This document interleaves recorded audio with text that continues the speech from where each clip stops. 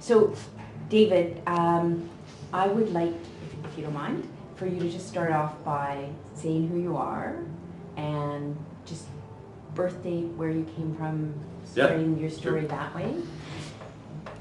My name is David Reville. I was born in Brantford, Ontario in 1943, and in 1965 I started my moral career as a mental patient. Okay. I think in some ways that's the beginning of your story, right? So it's hard to know where the story begins exactly, but I had no notion that I might be a candidate for mental health services until I got there. And the reason I got there was my family thought I was behaving strangely, and I agreed to go and see a psychiatrist for an assessment. And the psychiatrist said, we better get you into the hospital. And so in January of 1965, I presented myself at the Toronto Psychiatric Hospital, which no longer exists, but it was the forerunner of the Clark Institute. okay. And I spent 4 months in hospital at that time.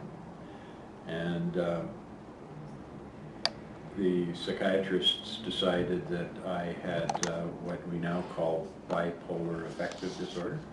And so I was treated for that with the then experimental drug lithium and a whole bunch of Thorazine, which of course was not experimental. It had been introduced in 1954. So it had been around for about 11 years by the time I started taking it. And I was subsequently discharged, and as part of my discharge plan, my family and I moved to Kingston, and I enrolled at Queen's University to continue my education. And several months into my time at Kingston, I was hospitalized again. And that started a different kind of career because I became a patient of the provincial psychiatric hospital in Kingston, which was a very different sort of place than the Toronto Psychiatric Hospital. It was much more custodial in its approach. And it was about a year and a half before I got out of there. And like many people I know in the mental health world, I acquired a different diagnosis. This group of psychiatrists decided that I wasn't a manic depressive, but that I had a personality disorder. And there are both advantages and disadvantages to that. One of the advantages is that there is no medication for personality disorder. So I stopped taking medication, and perhaps that saved me from tardive dyskinesia, which is a neurological disease that you get from antipsychotic medication. So eventually I got out of the hospital and had a very different kind of life afterwards than I had before. One of the consequences of my hospitalization was that my marriage flew apart, and when I was discharged, the vocational rehabilitation people had got me a job in the kitchen of the girls' residence at Queen's University. So I was a pot washer, and the message I took from that was that my aspirations needed to be adjusted downward quite drastically. And then I also experienced all that kind of social isolation that sometimes happens for people once they've been labeled and treated. So I was alienated from my family. My wife and son were far away, and I was not any longer connected to them, and the fantasies I had about what my life was supposed to be like were exploded. So I spent, I guess, about 6 years kind of on the fringes of the economy. I could get jobs, but I couldn't seem to figure out how to behave in a job so that you wouldn't get fired or let go. And I had a depressing series of entry-level work, clerical work, which was not challenging and not empowering. And so at the end of the probation period, they'd say, "Mr. Reville, you don't really like this job, do you?" I say, "No, I certainly don't." And they'd say, "Well, I hope you find success somewhere else." And so I would go to the next thing, and I, again, would not find success there. So just in terms of timing, so this started mid-60s, and by 1972, I'm still kind of spinning around. Are you still in Kingston? No, I came back to Toronto in 1968, and I moved into a rooming house where I actually knew some people, and I moved in with a young woman that I had met in the mental hospital in Kingston, and we had 2 children. And she too had difficulty making a connection to the labor force when she was not being a child bearer or mother. So we were poor, and we were disorganized and demoralized. And that marriage too fell apart. And maybe that was a turning point for me, because now there were 2 children and 2 inadequate parents. And so I decided maybe I should be an adequate parent. And when the Children's Aid wanted to know from me why the children should not be made wards of the court, I said, because I have a plan for their care and upbringing. And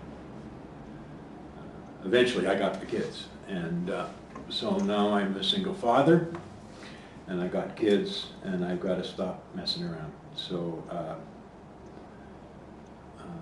And how old were you then? Oh, I'm by now, let me see. I am rising 30. Right.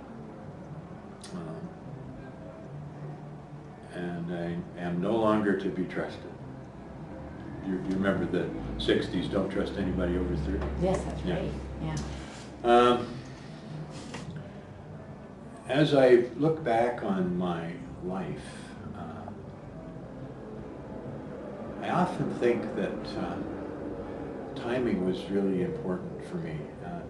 Had I been a mental patient in a more recent era, I would have been hooked up to the community mental health system. And I worry that I might have become a dependent service user. But because there was no community mental health system when I was discharged, you were either going to sink or you were going to swim. And having a couple of little children is a powerful motivator to swim as hard as you can. Oh yeah, yeah. And I think there was also another thing that happened to me. Again, a total accident, serendipity. In 1972, I found myself in the midst of a bunch of community activism, which was looked really exciting. And one of the neat things about being a community activist is you don't have to apply for that job, and you don't have to have qualifications. All you have to do is be prepared to do it. And if you're any good at it, then you people see that you've got some chops, and you start getting invited to become part of related campaigns. And my psychiatric survivor activism actually was quite slow to get off the ground, although the ingredients were there, because Don Whites happened to live in the same neighborhood as I did, East End, Toronto.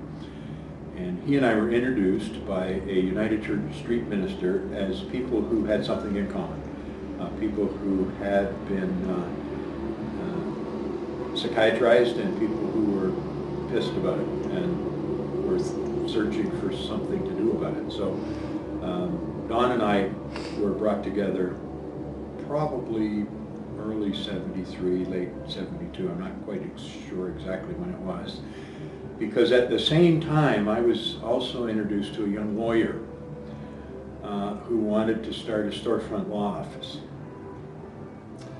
And so the storefront law office campaign was faster off the mark than the psychiatric survivor campaign was. And the name of the lawyer, are you comfortable? Oh yeah, it was a recently graduated lawyer named Alan McChesney.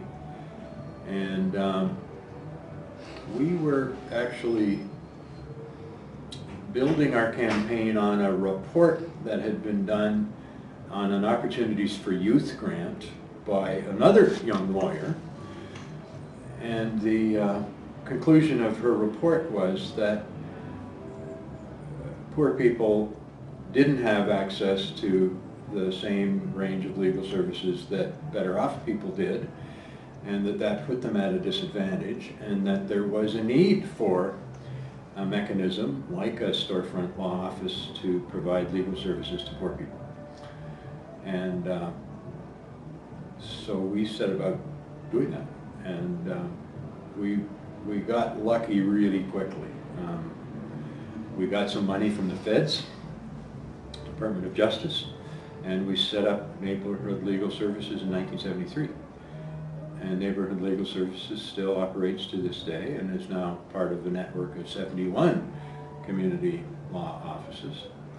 So we got in on the front end of something that became an important part of our justice system. And where was the first office then? We rented a house, kind of a falling down house on Ontario Street, just south of Gerrard, from Tom Theoriotis.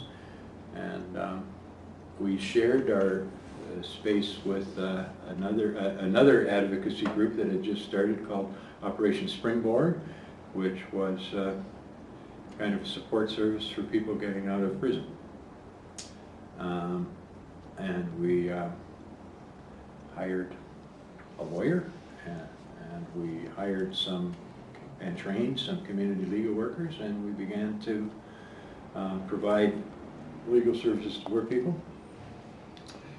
And we had a vision, actually, which we didn't realize. Our vision was that we wanted mostly to do law reform and organizing, but the government would fund casework, not organizing and law reform. So we did our law reform and organizing on the side, and I was the first chair of the board of Neighborhood Legal Services. And that was the sort of start of quite a long career in community activism, because once you were seen to be doing one thing, other people ask you to do other things. So the next job I got was to be chair of the Winchester Community Council, which was a school-based organization that was trying to turn the PTA into something more muscular and more transformative. And our idea was that the school was an asset to the community. And so the people who should be involved in the community council were not just parents and teachers, but it should be the whole community. And we immediately got an issue, which was a land use issue. There was we were still in the era of blockbusting and high-rise development by particular developers, and what they wanted to do was replicate St. Jamestown just south of Wellesley, and that just happened to be across the street from the school. And they had actually they'd started a land assembly by blockbusting, and we decided we were going to resist this. So that was interesting, because the other person resisting this was John Sewell, who was a city councilor. And so we then made an alliance, the school community, with the city councilor, and part of the community participation reform movement was just in its infancy, so it just fit in with what we were wanting to do. We wanted to participate in our children's education, in the design and delivery of it. And what John Sewell was on about was that the community should participate in land use decisions about how you build a city, and what the city should, who the city should be for, and how various bits of the city should relate one to the other. So that had me off down to City Hall presenting briefs to what was then the Buildings Committee. And that's where I met Mayor Crombie, and began to learn a bit about the civil society. And so some of those skills that I was beginning to acquire, I subsequently was able to transfer into organizing in the psychiatric survivor community. But because of how marginalized psychiatric survivors are, that was much slower going. So what you're saying is, in a sense, that you were involved in the psychiatric survivor community, but really at the same time, you developed this other activist career in civic politics and law reform. Right, and part of my motivation was that I was grieving the loss of my career. Right? I was supposed to be a lawyer. I was supposed to be a progressive lawyer. And that door was closed, right? And but here was an opportunity actually for me to exercise some of those interests, and to use some skills that I had or was developing in pursuit of those kinds of social goals. And there are a number of overlaps, right? One of the things that I discovered was the Neighborhood Legal Services was organizing in rooming houses. So we because our funding was for casework, didn't mean that we didn't do organizing and legal education and law reform. We did, but we had to do that with our discretionary time or with volunteer time. And one of the things that we were doing was we were trying to teach people about their rights. One of the things we discovered was that if you're a roomer and a boarder, you don't really have any rights because they were not protected by the Landlord-Tenant Act. So they weren't tenants. So they could be evicted without notice and without cause. And they were all the time. And we called those garbage bag evictions, because the landlord would enter your premises, put all your stuff in a garbage bag, put it on the curb, and you'd come back and your key didn't work. So immediately we realized we've got to change the law. And there is a fabulous conclusion to this story, because so we started to do this in 1972. And in 1987, my law to change the Landlord-Tenant Act passed the legislature, and it was a private bill. And it was, timing again was, I was fortunate that the government supported my bill. And you think, wait a minute, 15 years, right, to get that change. And why did it happen? And it happens, A, because you create a platform to carry the issue, because it's going to take a long time. And so our platform was Neighborhood Legal Services. And by the time 1987 came along, all the community legal clinics were in favor of that change because they were all dealing with similar issues. And so Parkdale Community Legal Services here in this neighborhood were dealing with people who were garbage bag evicted all the time. So that was a good day.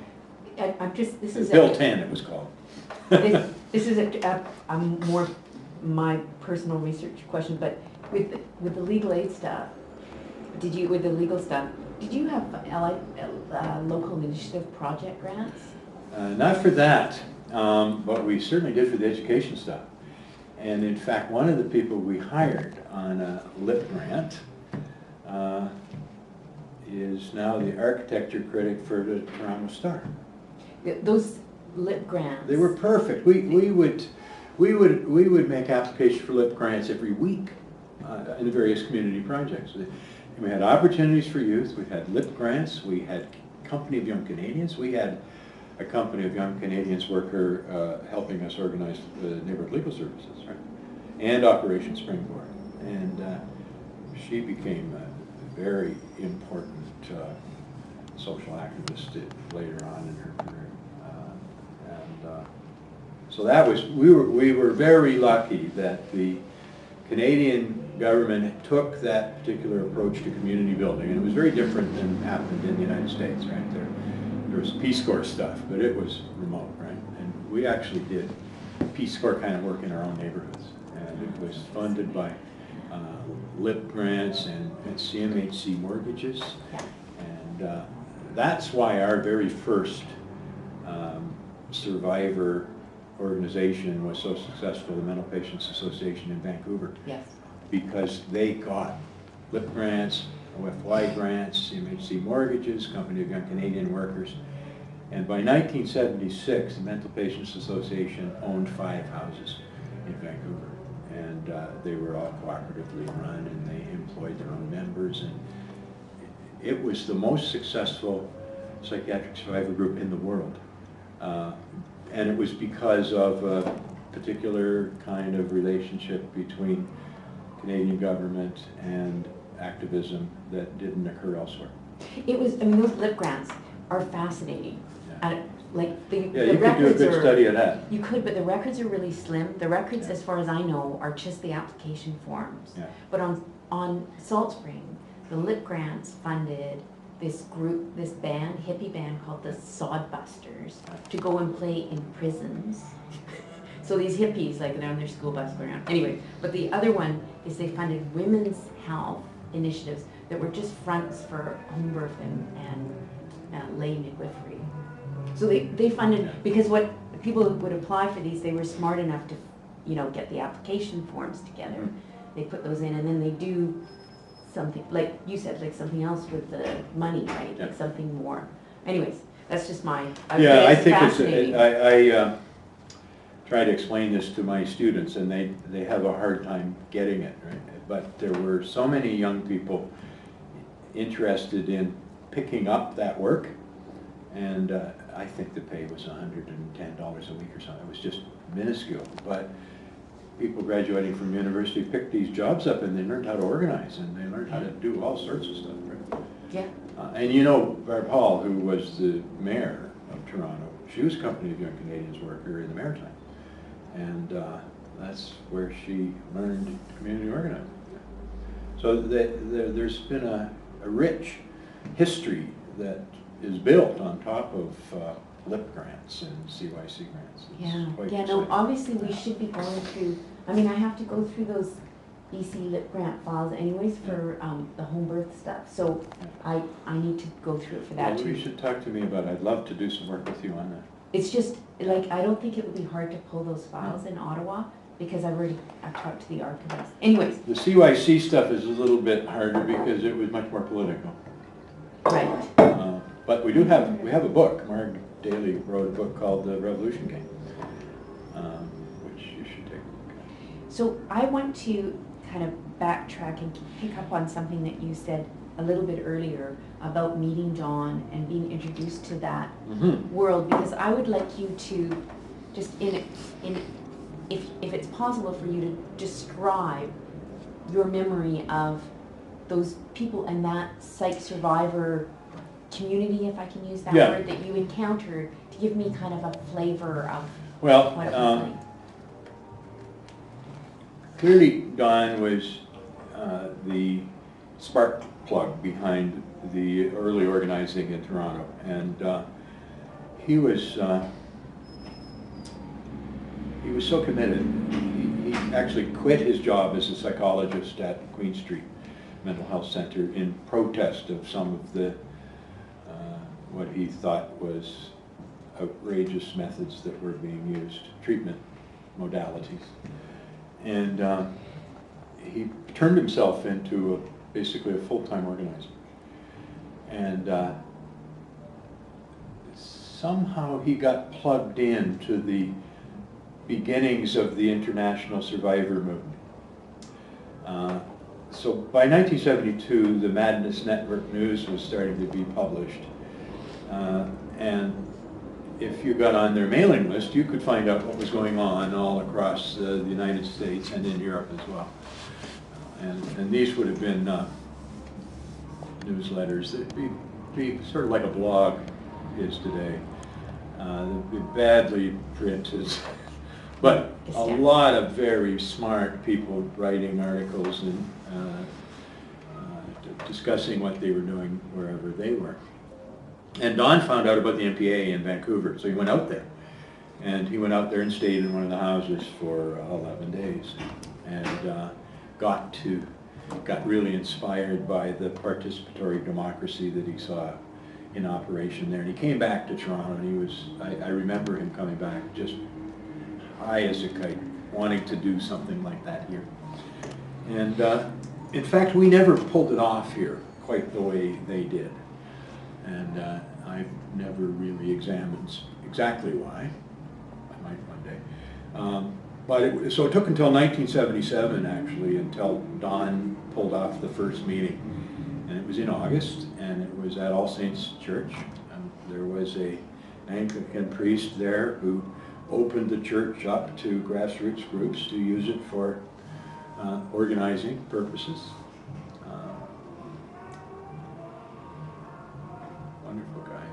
Anyway, and the meeting was packed. 150 people showed up, and they were all people who had been customers of the mental health system here in Ontario, and in various ways felt abused by it.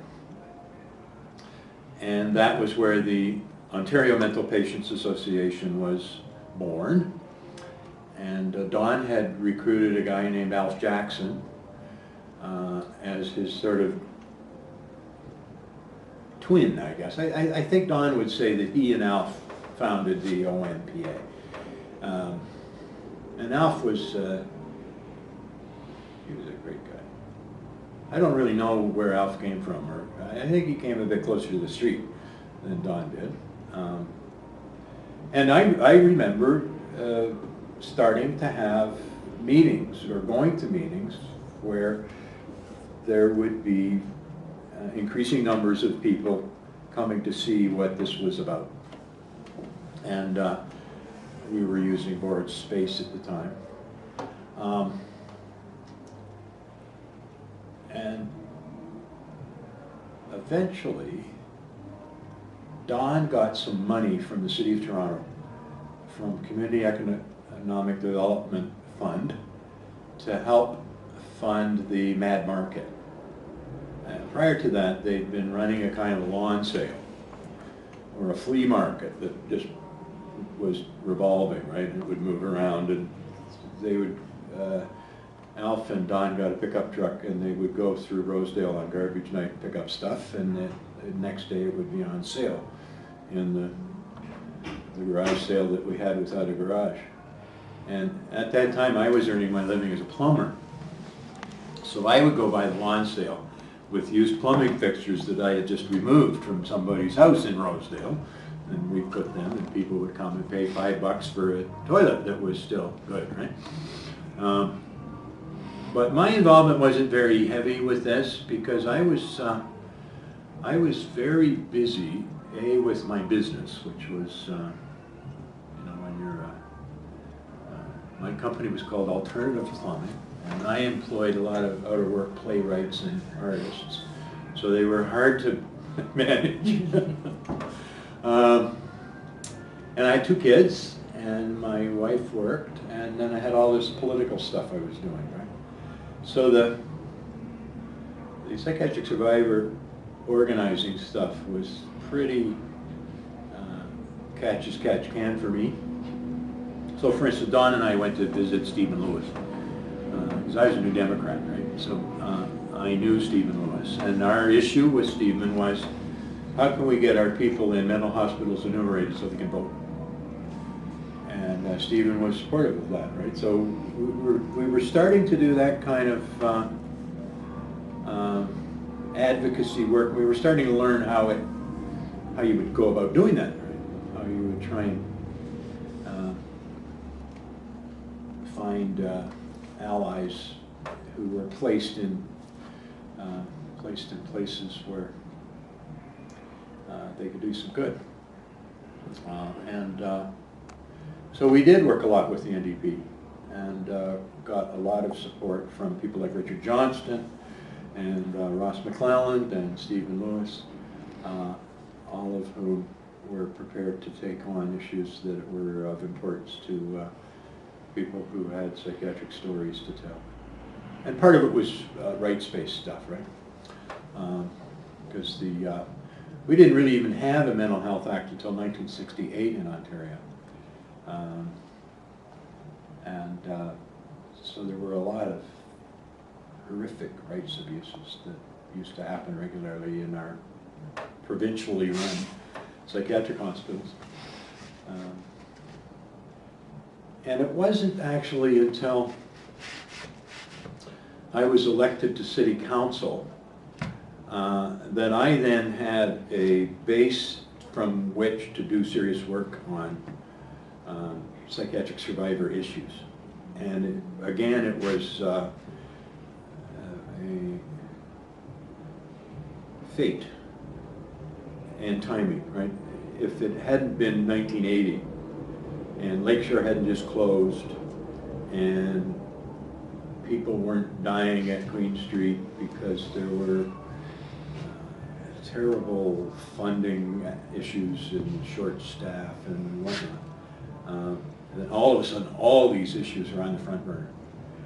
And I was on city council, and I was able to take them on, and I had an office, and I had a staff, and I had resources, and I had printing presses, and God knows what all, because I'm a city councilor. And I had access to forums, so we did the first electroshock hearings right in the council chamber, and I chaired them. And that meant we bust open the door to government because we could. And we used to do forums in St. Lawrence Hall, because it also was a city operation. And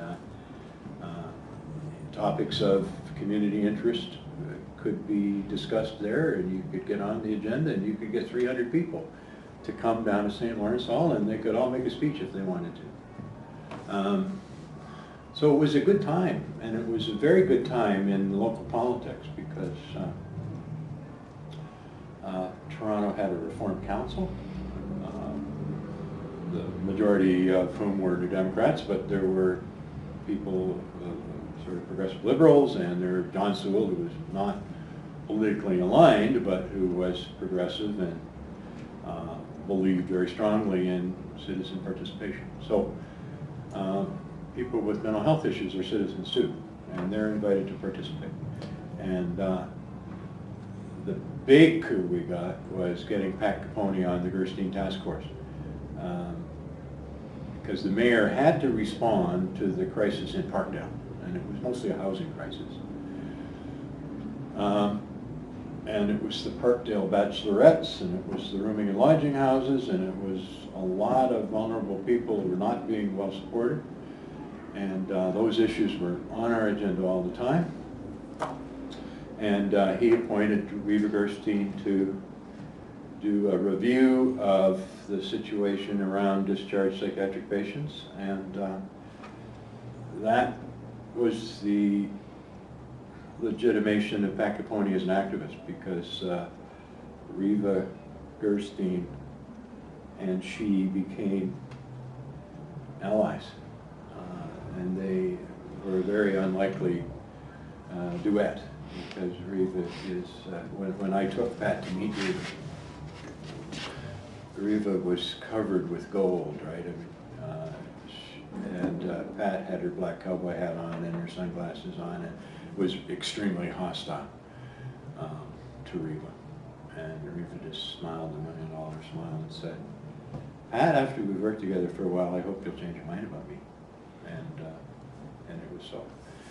And because of the advocacy of Reva Gerstein, Pat started to become an expert witness at inquests and began to describe what it was like to live in a crappy boarding and lodging house in Parkdale, and why people would walk away from that, or why people weren't doing well there. And Dr. Margaret Melton, the coroner, began to use Pat a lot in situations where a vulnerable person had died, and the issue was clearly that the social safety net holes were so big that people were falling through. And eventually that kind of stuff piles up, and you get enough sets of recommendations from coroner's jury that you get a critical mass and the government moves. And I am a very strong believer, actually, in coroner's inquests as instruments of public policy, because you do get profile, and if you can get the right witnesses called, you can get juries to make really good recommendations. You also get juries that make really bad recommendations too, and so it depends on what kind of picture the coroner wants to paint, and what kind of attention you're paying to these issues. So just recently, the Empowerment Council at CAMH, which is the voice of patients, has had standing at 2 inquests, both of which have made important recommendations that have an impact on our guys. One has to do with restraints, where Mr. James died after 5 days in restraints at CAMH, and the Empowerment Council had its own counsel, Anita Zaghetti, and the jury bought many of our recommendations. A previous one had to do with Otto Voss, who was beaten and later died after an altercation with police, and he was a person with mental health issues. And out of that, we got recommendations for including psychiatric survivors in police training and in police response to crisis situations.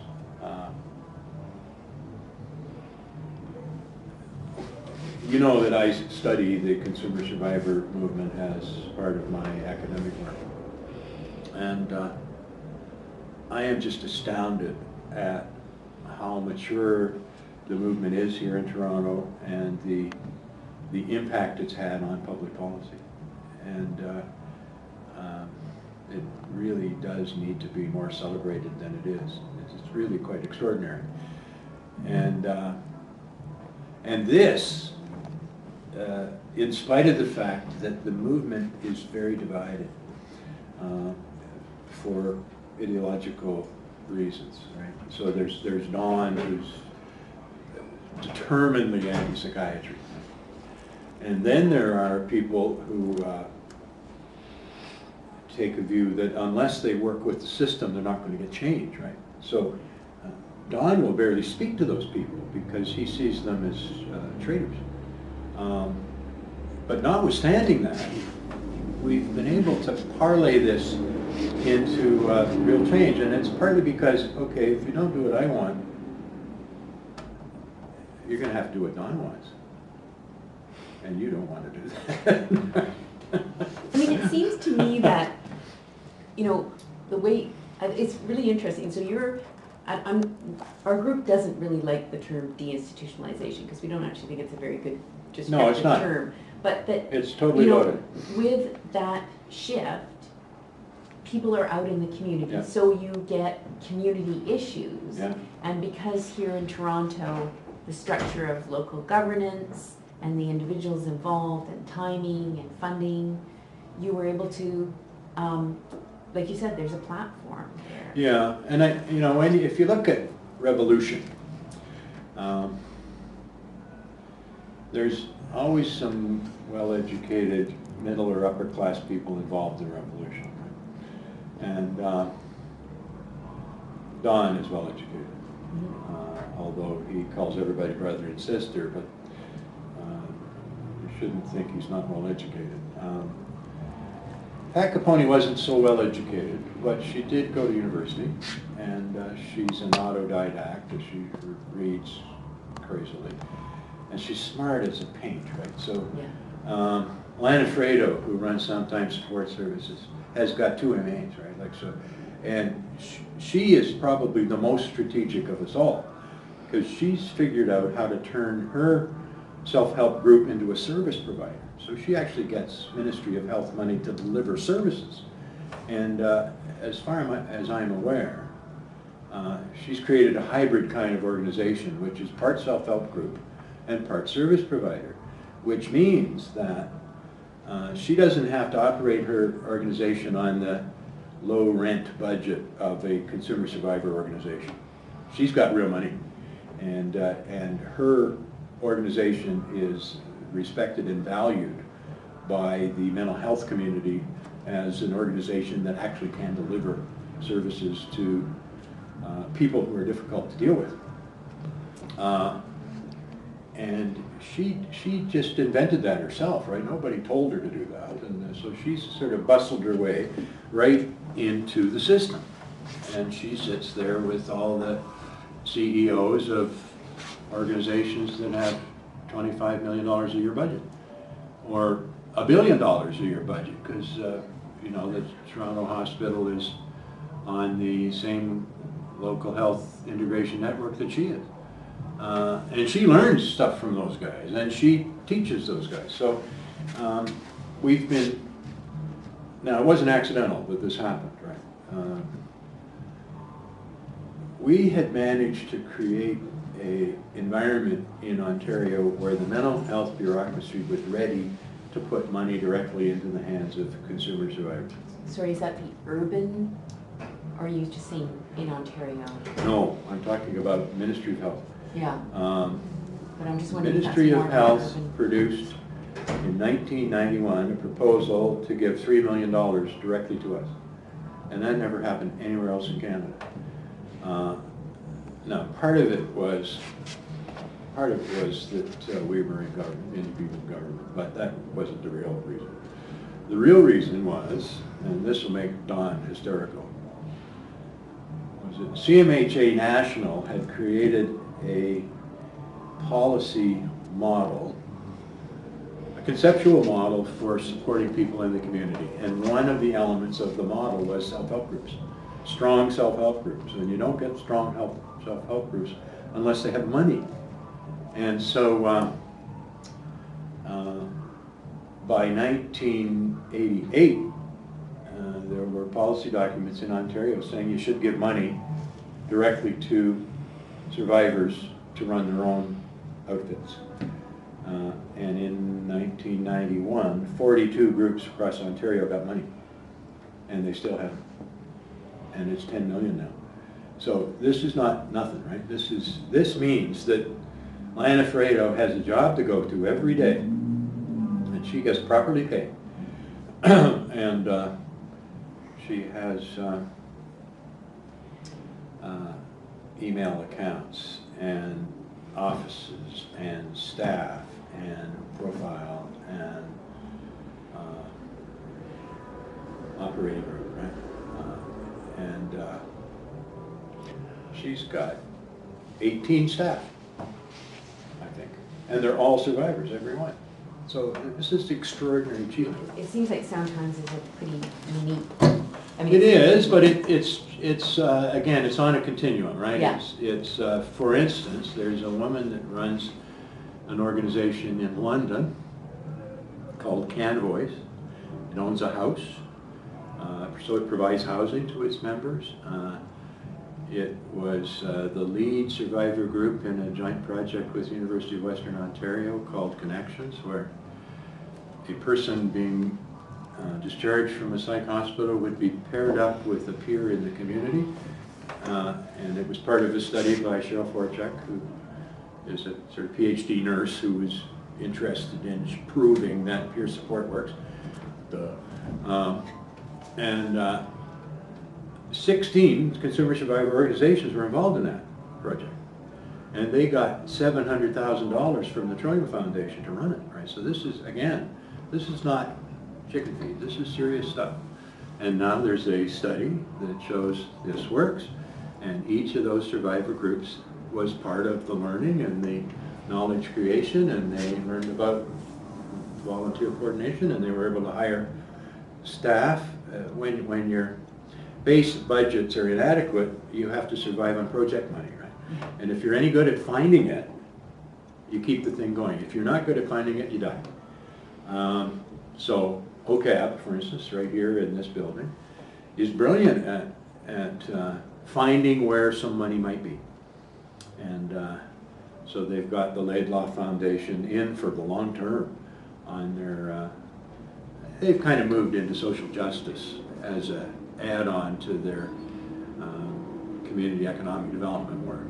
And in fact, it's that part of their operation that's very strong right now. And again, Pat Capone's in there, right? And because what she is, when it comes down to it, is she's a teacher or a facilitator, and what she's doing is she's teaching a lot of street people how to realize suppressed potential, and they go to Queen's Park and they make speeches, and the Minister Matthews listens to what they have to say, and that's the feedback on that, and it's just extraordinary what it does for people. David, I want to ask you more questions about you. Oh, okay, sure. Okay, so one thing, I want to hear a bit more about your getting into politics, and I want to know, like a while ago, you referred to our guys, right? That phrase, our guys, and Jeff Rion said, you know, Dave is the first person who was out as a politician in Canada, as a person who'd been psychiatrized, and I just think that's a very significant decision to have made, and I'd like to hear. I could tell you exactly about that decision. Okay. It was a conscious decision. And in fact, it was made before I got elected the first time. But it wasn't courageous, it was strategic. I had already been a public figure as a ex-mental patient who was interested in changing the way society views mental illness. I was already doing that. I had been on Canada AM, which is a national breakfast television show, talking about being in the mental hospital and what it was like and what was wrong with it.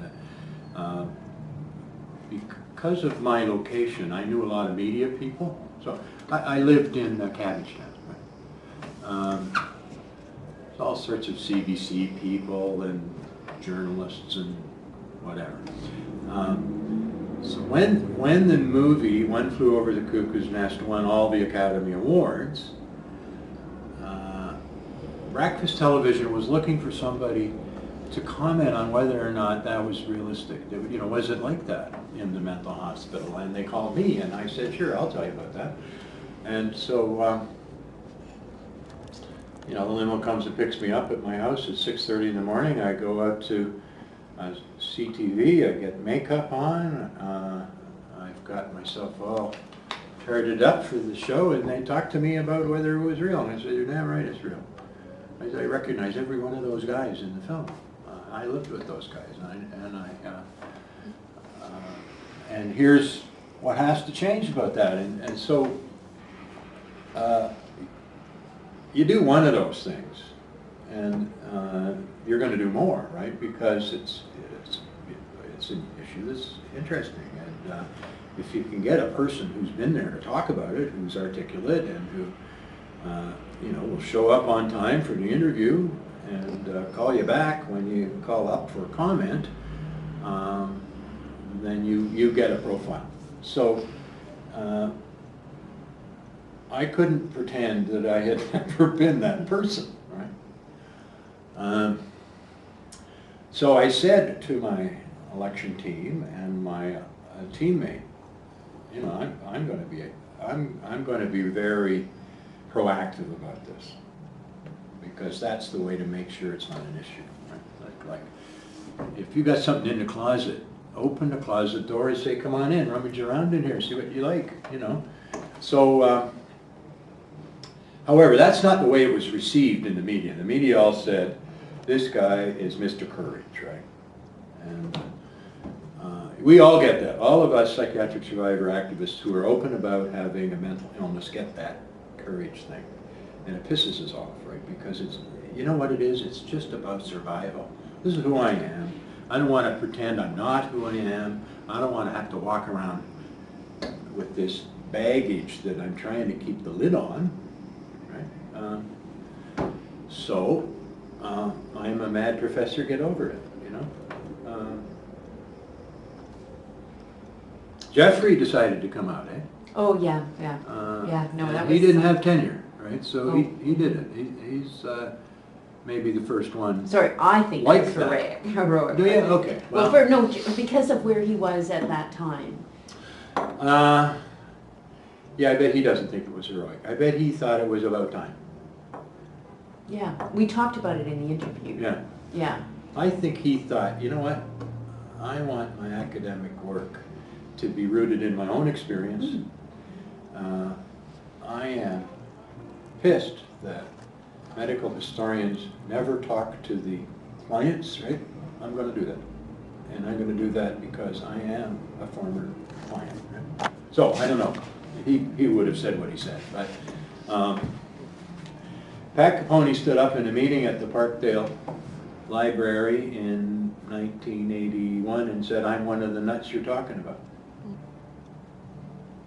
She was terrified, but she knew she had to do that. Right? That if she didn't do that, how could she live with herself? So, and so she became an activist at that moment. And I know this is a bit off topic, but I've never seen her so charged up and so optimistic as she is right now today in 2010, and that's 30 years on. So, the other thing, and that I tell people, is you probably can't get justice for yourself. Right? It's too late, right? And whatever was done to you was done, right? But you can certainly work with people like you to get justice for other people. And if you do that, your own pain just goes away. If you hold on to it, it doesn't go away. And you don't get redress. You just get more bitter and more twisted. So it's partly a survival technique. And in terms of what the effect it had on my political career was, it was only positive for me. So, so when George Smitherman came out at the CAMH banquet that he was a recovering addict, was that strategic? Was the tear rolling down his cheek strategic, or was he just emotional, and did he just decide to open himself up? I don't know. But it hasn't hurt him. So we had a Minister of Health who not only was gay, but was a recovering addict. That's pretty exciting, isn't it? Yeah, he didn't. Well, he didn't do it in 1980, did he? Yeah, no. Yeah. Well, but I mean, whatever. But so you go in. So you were encouraged to run for city councillor as an alderman? Yeah, it was because I was already politically active in my community. I was already involved in local politics because I went to work on John Sewell's campaign in 1972 because I liked what he was saying about community participation, because it's the same thing, right? It's the same thing as consumer participation, the same thing as the antidote to social exclusion is social inclusion, right? Well, that's for our guys, that's for everybody. That's for a citizen who's about to have a high-rise put down next to them, should they have some say in what the land use policies of the city are. Absolutely they should, right? And decisions shouldn't be made by a bunch of guys with cigars in the back room. So, all of this stuff was all of a piece, right? It was all about inclusion and all about what is it about our systems that operate to exclude people, and what do you do about that? How do you change that? And Pat's first agenda was you change it by decent housing, and I thought, yeah, that's probably right. Then more recently, I think it's about jobs. So,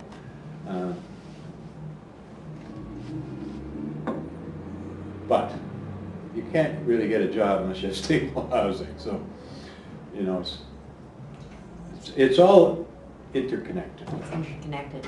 Anyway, but in terms of back to me, if we are trying to be focused here. Well, I'm just trying to trace. So the media tended to play this as though, isn't this interesting and isn't this great that this politician is prepared to talk about his vulnerability or his mental health history, and so it was played on a pretty high level. My colleagues were pretty cool. Not initially. Initially the advice was don't do it. But I just thought they were wrong. Right? Every now and then a citizen would get at me about, what do you expect? You got a wacko for a city councillor. I think it was helpful that I was really good at the job, right? I knew how to do it. I was taught actually by a master. Gord Cressy was a brilliant politician, and I learned a ton of stuff from him.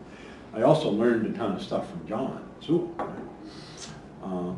I learned stuff from Bob Ray, right? So it's a fabulous learning environment, particularly at the city, because the first job I took on at the city was I was the left's representative on the budget committee.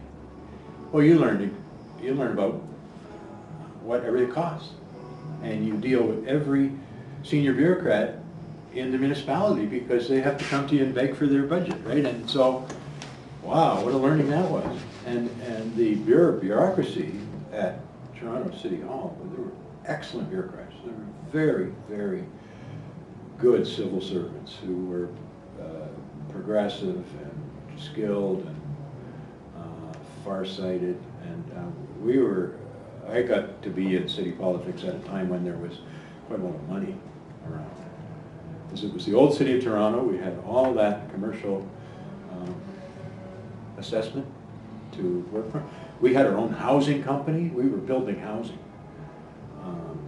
as a government. We didn't even have to wait for senior governments. Right? So there was a huge opportunity to learn stuff. And I did learn stuff. And then I was on the personnel committee. So I learned all of that HR stuff and all sorts of stuff about employment equity and all sorts of stuff about labor relations and bargaining. And so it was like going to a school for me. And then after 5 years, I moved up the street to the provincial government. And again, I was lucky. So I came there, they already knew I was a person with mental health history, right? And they were already on that lookout for what I was going to be doing. Again, I got lucky because the Charter of Rights and Freedoms had just been passed in Ottawa, and the provincial governments had to bring their legislation into line. And there were all sorts of problems with our Mental Health Act. My God, there's my issue right there, right the first day. It's on the agenda. And it was extraordinary. And I was a placement for the MSW program at U of T, and I got an MSW student right as I was working on changes to the Mental Health Act, and it was a young woman doing the MSW, and I got her working on that, and she actually got involved in changing the freaking law. I'm thinking, what about that for her career? I could imagine. It was, again, a total fluke, right, that it was on the agenda. We had a minority government. I had very strong relationship with the leader of the Conservative Party, Larry Grossman, who we had worked on mental health issues earlier. He was the person that Pat Capone brought to see the rooming houses in Parkdale, and he was so shocked that he started supportive housing in Ontario. So you get this confluence of timing and agenda and profile and experience. Like now I'm a veteran Paul. I know how to make stuff go. I know where the levers are, right? And I knew all sorts of people in the bureaucracy in the mental health, in the Ministry of Health, because of my volunteering with the Canadian Mental Health Association at the national level. I already had international experience where I'd been to Holland and seen that they had a full-time patient advocate who was an ex-psychiatric patient, paid by the government of Holland to be on the lookout for psychiatric patients. Imagine that. That was in the mid-'80s. So, yeah, it was good for my agenda to be openly talking about my experience in the mental hospital and what that was like and what was wrong with that and what was wrong with our approach to vocational rehabilitation. And imagine sending me to work in the kitchen at Banbury Hall, for God's sake. You know, like, what were they thinking? Actually, it was good that I did it, but it was pathetic, too. I mean, if that's all they got, you know, that's pretty pathetic. And I mean, they got it because the Queens thought they should offer a job, one employment equity job, and that job was reserved for a boy from the mental hospital, right? And I happened to be the boy. So in terms of your political career at the provincial level, then you were in for 2 terms, am I right? Yeah, and then I got to be the health critic. So, and I made the government have it on the agenda.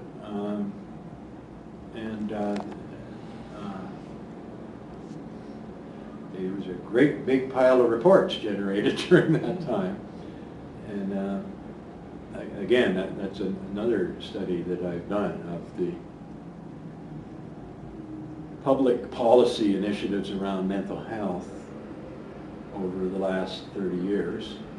Starting with the Heseltine report in 1980, which was mostly about the disaster down the street at Queen Street, to the Mental Health Commission of Canada in 2010, and they're still saying the same goddamn stuff that they've been saying for 30 years, and it's just really well funded at this moment, right? And I'm terribly worried that what we're going to get is just more and bigger of the same old failure, because it's so heavily medical, the Mental Health Commission of Canada, and they've spurned Pat Capone's offer to be of assistance. Right? What a big mistake that is. Right? It did seem fairly and the recovery model, but a medicalized. Yeah, well, you know what, the recovery model is complicated, and I don't think it's a real thing. I think it's a made-up thing, and it's not happening, but there's a lot of talk about it. It sells well. It would be real if we were serious about the determinants of health. If we were serious about income and housing and social support, you could have a recovery model, but we're not serious. We're not doing it. You can't recover if you have no housing or no job. You can't. And some people will recover. I mean, the thing about recovery that's compelling and seductive is it's like a personal spiritual journey, right?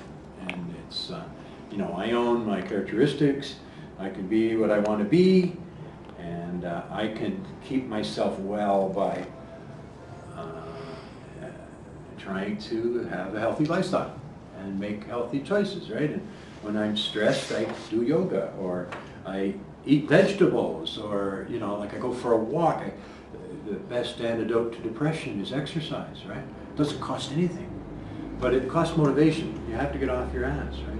And if you feel like a piece of shit, you can't get off your ass, right? So what do we do about that? And that's why survivors have created physical activity for survivors. And it's a collective response to, boy, do we ever not want to get off our ass. So every week we do a run walk thing. And this is not the mental health system doing that. We're doing this ourselves. Nobody will give us a freaking nickel for that, right? But boy, does it make a difference. Same thing for people with intellectual challenges. Talk about not getting exercise and how bad that is for you to get fat and lazy and stiff. Anyway. But all that stuff is... all that stuff is interesting, but not part of this story. And it's very individualized. Like, that's the thing. Anyways, yes, you're right, because it's the social determinants of health. It's the way of which looking at how structures work. But anyways, yes, you're right. It's not entirely... We could talk about that.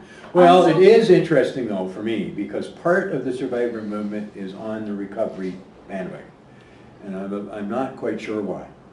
The number of people I respect are clinging to it as though it's the next best thing, right?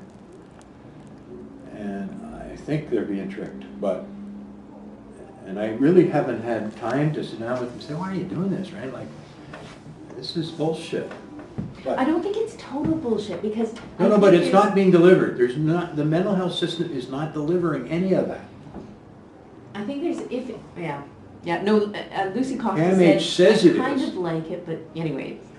Yeah, no, I think the recovery thing, it's perfect for policymakers who want to package stuff, because it fits, the recovery paradigm fits all kinds of... It's also a recipe for downloading them. 21st century ideas about, it's the citizens' responsibility to take individual responsibility for their health. If you're sitting on your ass, it's your fault. Yeah. Get up. You know. Or, you know, if you're not going to school, you're not investing in yourself. You know, hello. Of course that's true, but it's not simple like that. No, because it depends on where your ass is located. Because if it's located in my comfortable home up the street, that's a whole easier thing for me to get on my bike because I have a bike and exercise, or go to the Y because I have a membership. All of those things. And also because you are able to make choices about your life. Yeah, I'm privileged, right? That's right. You know, I'm motivated, but I'm privileged. Yeah, well, I mean, our issue is motivation, right? I mean, are we going to go to the Y? I'm a bit desperate. Or are we going to 51? Yeah. Go to the Hot Docs Festival?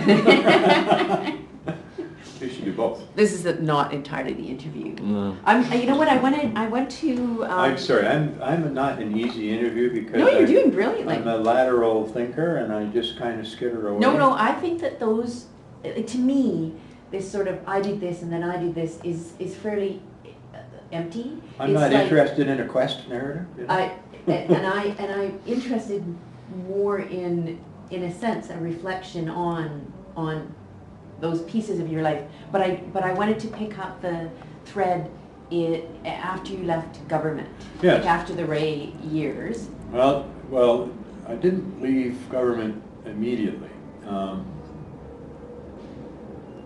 So let me just set up that story so that it actually makes some sense. So I was 5 years at City Hall and 5 years at the province, and I decided that was the appropriate length of an electoral political career. That after about 10 years, you start to lose your edge, and the deficiencies in our political system start weighing on you quite heavily, and you start to get pissed off. And I was no longer amused by the circus of question period.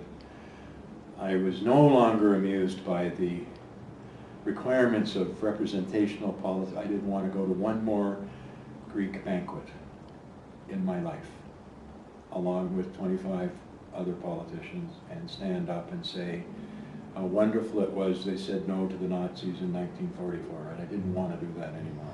It was not relevant to me.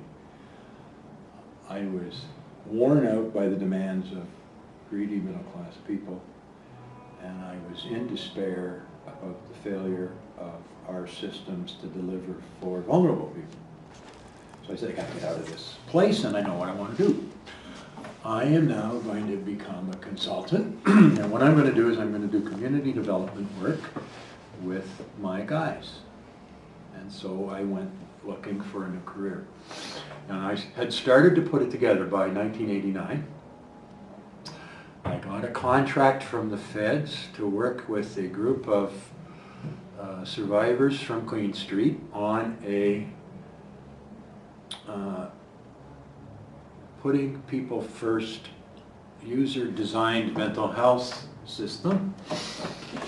So I had that little contract, and then I got a job as an arbitrator for steelworkers. And that pays big money, right? So, you know, the steelworkers organized a bunch of nursing home workers because they were in the same place the plant was, right? And so they had a unit that involved people who worked in nursing homes. And they were a group of workers who were not allowed to strike. So they had a built-in arbitration process for interest arbitration. So that was about the collective agreement. And the steel workers were entitled to appoint to the arbitration panel a person. So did it. So I'd be going around to Thunder Bay or Kingston or London or wherever it was to sit in on these hearings, and then I would submit a big fat bill to the steel workers and they would pay it. So this was sort of my Robin Hood thing, and I could do these little contracts with the feds, who were prepared to put a bit of money into sort of community development with Psychiatric. And then the election comes, right? And it came a year earlier than I had wanted it to. I wanted to get this sort of a bit better established before I left. But Peterson knew the economy was flagging, so he wanted to go early. So he went after 3 years instead of 4. So I had to go to Bob Ray and say, Bob, I'm out of here. I'm done. And he said, no, you have to run one more time. I said, no, I don't. Maybe you have to, but I don't have to. I'm going. But what I'll do is I will work on this central campaign, and I will run a little school for newly elected MPPs after the campaign. Then I'm gone. I'm packing up my stuff. And he eventually gave in, because what could he do? So I did work on the campaign, and it was great. Like I had all my stuff packed in boxes, sitting in my office at Queen's Park, and I worked on a campaign. I went on the B tour, which there's the leaders tour, And there's the B tour, so I would go to third world ridings to speak with Cannon Fodder. This guy is going to get hammered by the Liberals or Conservatives. I don't speak on his behalf. And then I was part of this strategy plotting thing, and we win the damn election. I know. Holy shit. So I had said I was going to do a school, so I had 60 students in my school. I had 60 rookie MPPs who had never been there before. And some of them had been shop stewards at the plant in St. Thomas, and that was what they knew. One of them was registered nursing assistant who was on workers' comp leave. She actually became minister, and she'd never been to Toronto before. That's the problem with those surprise landscapes. Yeah, well, we were looking at the people in our caucus saying, anybody know this guy? No. What do you think? Anyway, can we find something out about him by tomorrow? So I ran the school, and then Bob asked me to stay on his office, so I did. And part of me wishes I hadn't, because I had a plan, right? And I was implementing my plan. And I'm pretty well done with that stuff. Right? But I did stay, so, and I was very busy staying. And some of the stuff I was doing was good, some of it was horrible, and we were horrible in some ways. We were just policy crazy, right? We couldn't get our ministers out of policy committees for the love of money, right? So they should have been doing politics, but they were doing policy, right? So we were losing on the political front, but by God, did we have policy, right? And we had too many signature items. We were trying to shake too many trees, and we just got the shit kicked out of us. And then we ran into bankruptcy proceedings, basically, which, of course, that amuses me right now that we're going to be 24 billion in the hole. We were worried about 11 billion in the hole when I was a leader of the government.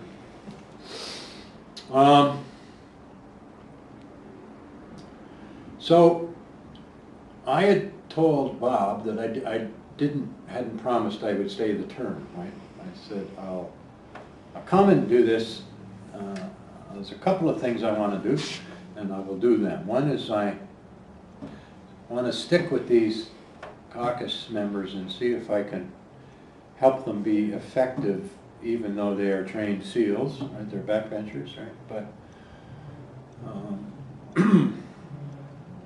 they have skills and interests, and maybe I can help them be as powerful as they can be instead of powerless. So I did that for a while, and then I said, the other thing I'm interested in is urban development. So I got to do some of that. And then I also got some broken policies to fix that came out of the policy shop. And one of the broken policies had to do with advocacy, which we had undertaken to do, and it was, the policy development process was insane. And we ended up with this impossible thing, 3 pieces of legislation that were impossible. So Bob said, would you fix that? And I said, well, I can't actually fix it because it's got the wrong premise, but I can fix some of it. So I did. I fixed it, the part that I could fix. And I spent a lot of political capital on that, but because I had to disappoint some equity seekers because it wasn't going to fly. So I made some enemies of people that I'd been friends with for years. But then I decided I got to get out of this place. The social contract thing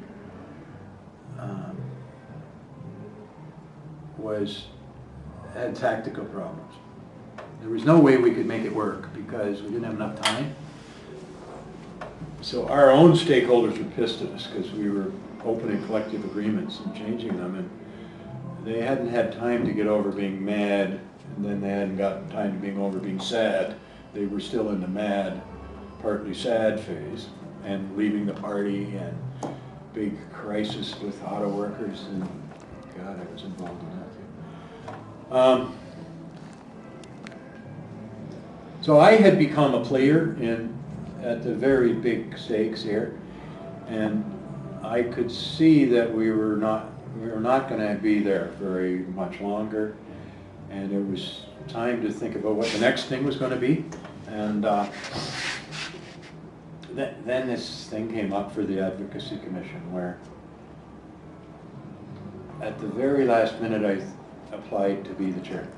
And I just wrote out a almost facetious application.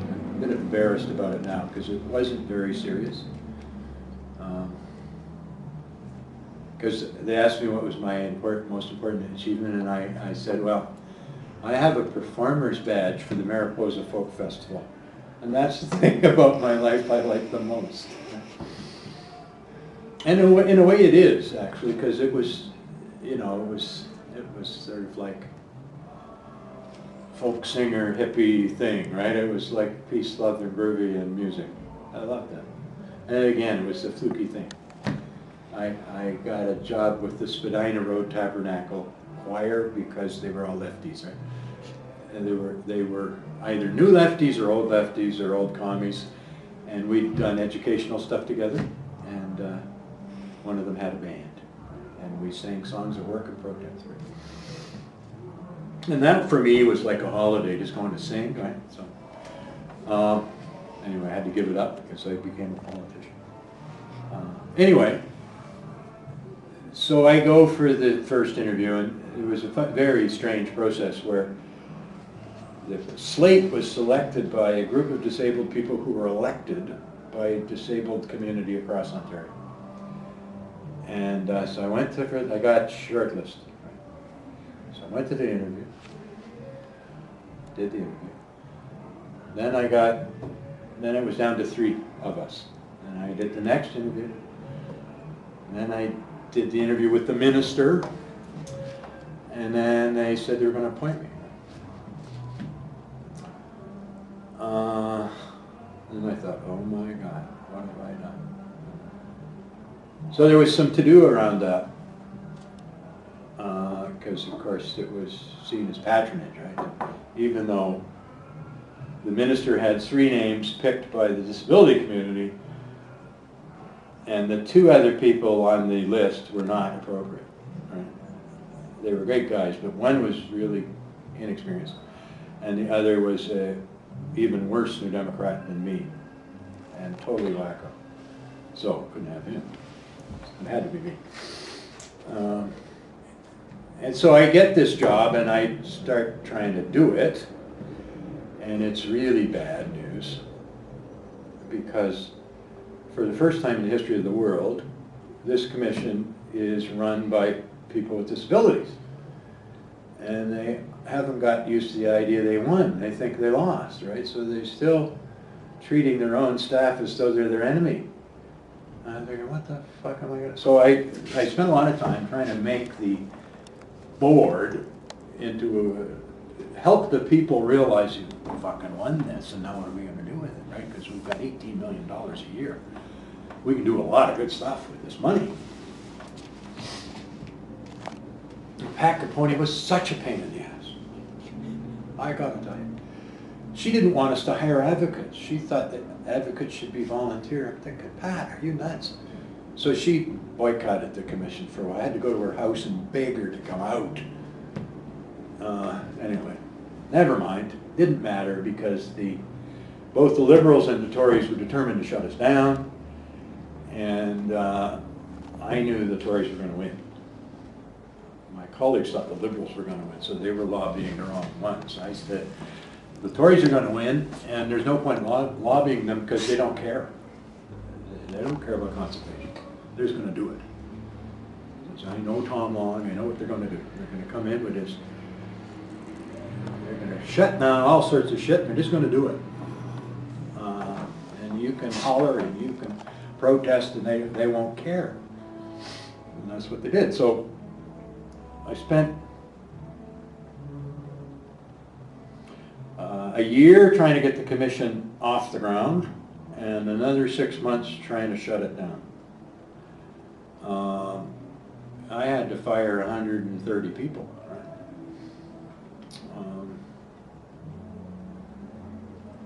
And I wanted to leave something behind, right? So I did a tour of the province, and we kept throwing stuff off the back of the truck of studies and programs and policies that we developed and programmatic approaches we developed, pushed them off the truck so that. And the disability community was so demoralized by the cuts to social assistance that they barely could get their head up off the floor. But and the word advocacy was outlawed by the government. You know, you were not allowed to write the word advocacy in any proposal or application. It was just really like 1984. It was hard to believe that. Mm. So that happened, and that's now we're to 1996. So I got fired on March 29th, 1996 was the day I turned the lights out on the Advocacy Commission, and the truck took my stuff away again.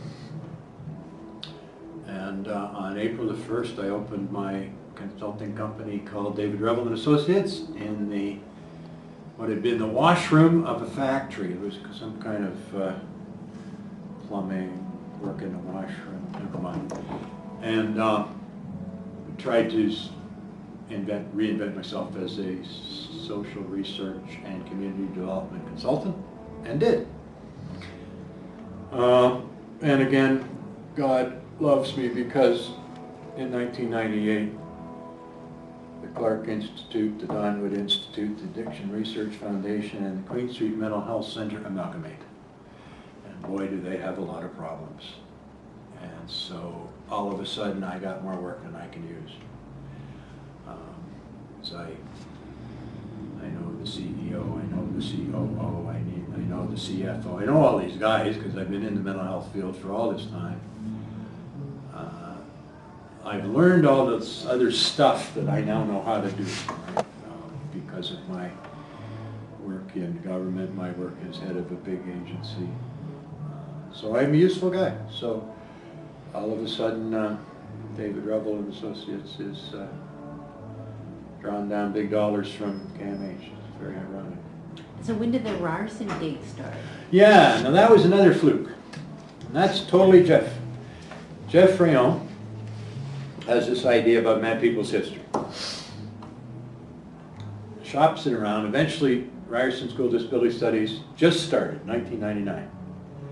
He comes along, he says, I got this course. They say, sure. So I think in 2002 he went there and he started to teach it. And so that was step one. And I think he taught it 3 times. And it's a great course, right? There's never been anything like it in the history of the world. And they love him.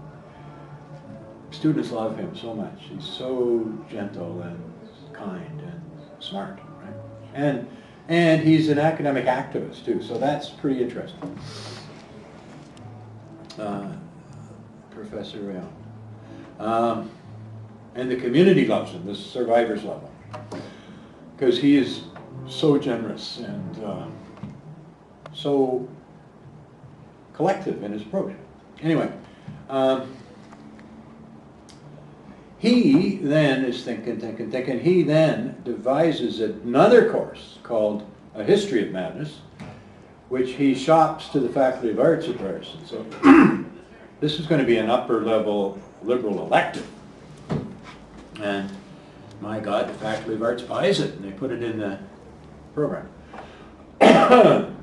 Just then, who come knocking about York University, and they hire him away to a tenure-track job.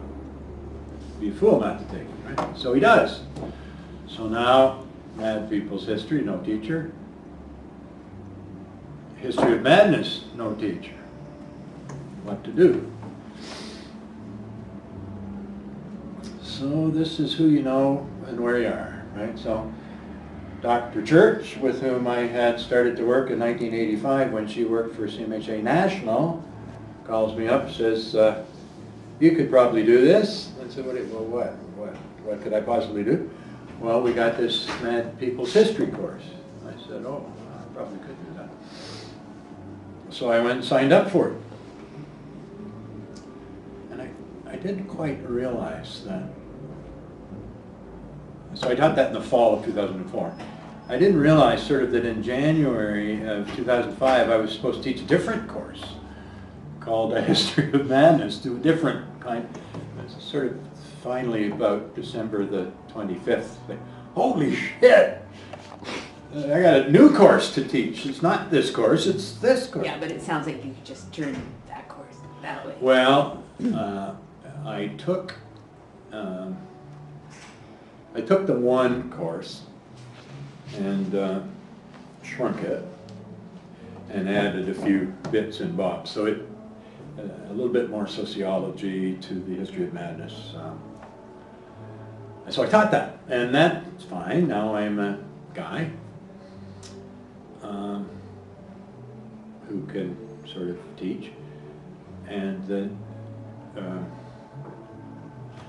I did Mad People's History in the fall of 2005. So now I've done a semester, and I taught in the summer at an intensive 2-week thing, right? I taught a different thing. I taught community organizing, which was another course I had to admit. Oh, that's a good one for you. Yeah. Yeah, neat. And I actually used the survivor movement as the model, a particular event in the making of the film, Working Like Crazy, as a exemplar for the different elements of community organizing to develop a product and whatever. Never mind that.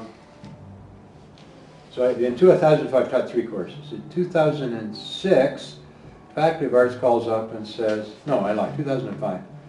They say, well, there's this History of Madness looks like it's going to be popular. We'd like to do 2 sections. This is 2 classes. So I want to teach this twice? I don't think so. Right? So at that point, I got my friend Jim Ward to come in and co-teach. He's a proper sociologist. So we team taught that. And now we teach 3 sections twice a year. So we teach 6 classes a year. And I get 330 students a year who are doing a history of madness, and I'm really excited about that, because this means these are kids from all across every faculty in the university. So we get mechanical engineers and filmmakers and God knows what all.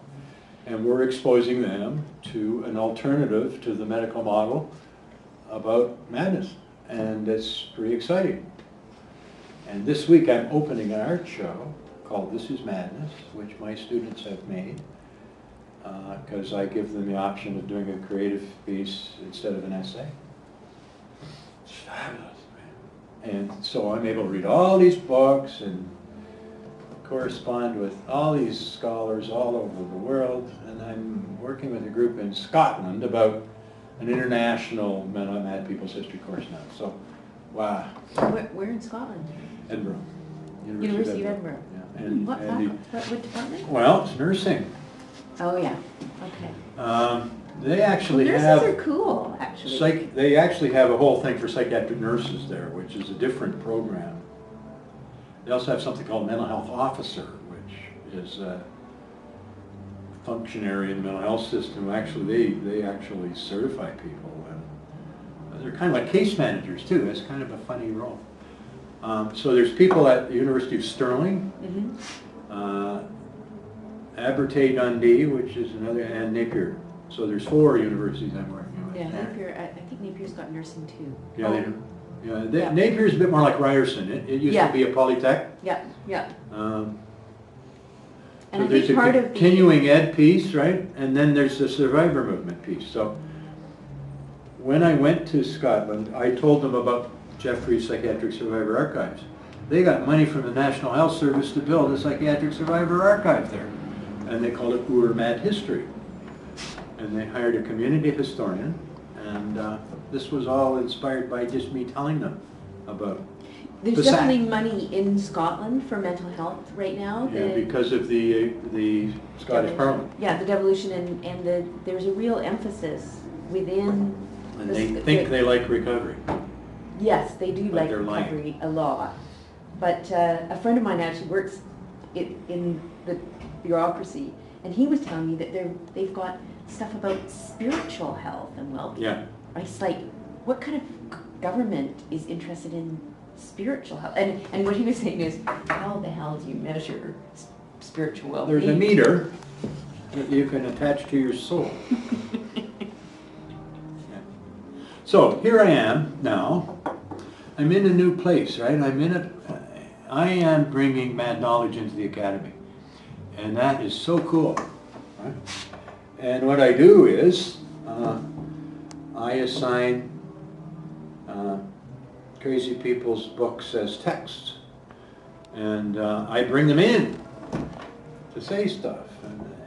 And I could do that, right? Like I got a whole classroom and a whole thing. And I'm, as you know, I'm making movies, right? I'm making documentaries with this crazy videographer who's a punk rock musician from Moscow. And that's why it looks like that. So tell me just a little bit more about that being in academia, you know, like that ending up there. Well, I mean, I'm in it, you know, I'm bringing a piece of marginalized knowledge into a marginalized school, right? So the School of Disability Studies, this is just a teeny school, right? It's 10 years old. I think we're the only undergraduate program in disability studies in the country, right? And we're pretty small and we're pretty fragile, right? So there's that. So I'm kind of perched on a rock that's kind of tippy. But I'm also not a career academic, right? So I don't care whether I get to be a director or get to be this or that or the other. I got a lot of ideas about things I can do, right? Like, I'm thinking, what about a course called Timothy Finley and Madness, right? Like, every one of his books has got madness in it, right? You could do a whole course. And so you get all these things about all this interdisciplinary stuff about madness in culture, right? I'm working with kids in the film school. Holy shit. Mad images in film. Like, it's just great stuff, right? One of my colleagues in the School of Social Work has just come out as a mad professor and is doing a study of what it's like to be a mad student at Ryerson. It's not nice to be a mad student at Ryerson. And one of the people working on the studies is a mad student. So, who I got hooked up with the Mad Student Society, Lucy Costa's thing. She said, I want to be involved in some kind of activism. There's nothing here at Ryerson I can belong to. It's all bullshit. I said, you need to talk to Lucy Costa. She went and did her master's, her MSW placement with Lucy.